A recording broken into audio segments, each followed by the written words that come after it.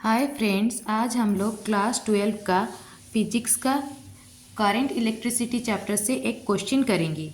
Question में एक graph दिया गया है, आई एंड वी का ग्राफ दिया गया है और उसमें दो temperature T1 and T2 show किया गया है और इसमें पूछा गया है कि which of the two temperature is lower and why.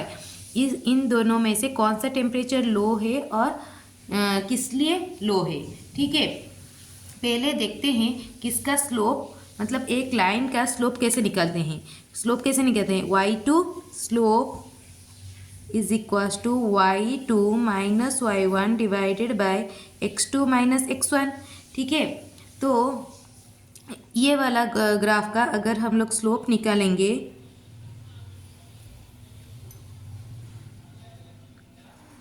तो कितना आएगा। स्लोप इसका क्या होगा ना, ये हो जाएगा क्या I1, ये हो जाएगा I2, ये हो जाएगा V1, ये हो जाएगा V2।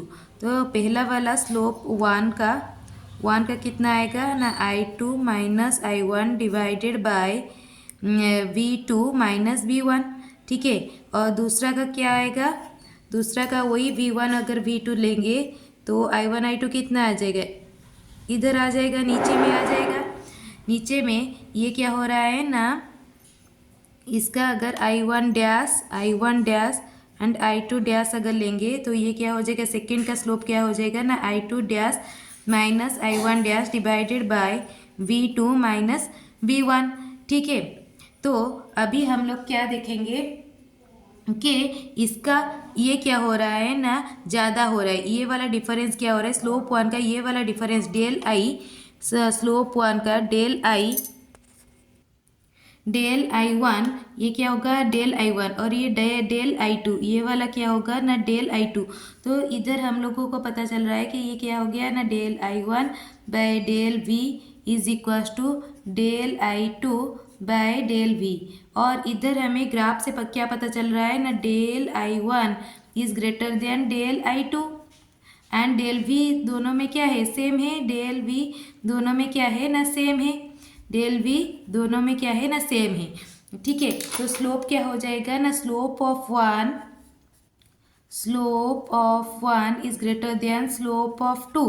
स्लोप वन क्या हो रहा है ना, स्लोप टू से ज़्यादा हो रहा है। ये ज़्यादा हो रहा है इससे, क्योंकि del I one by del V is greater than del I two by del V. ठीक है, स्लोप क्या हो रहा है ना, ज़्यादा हो रहा है।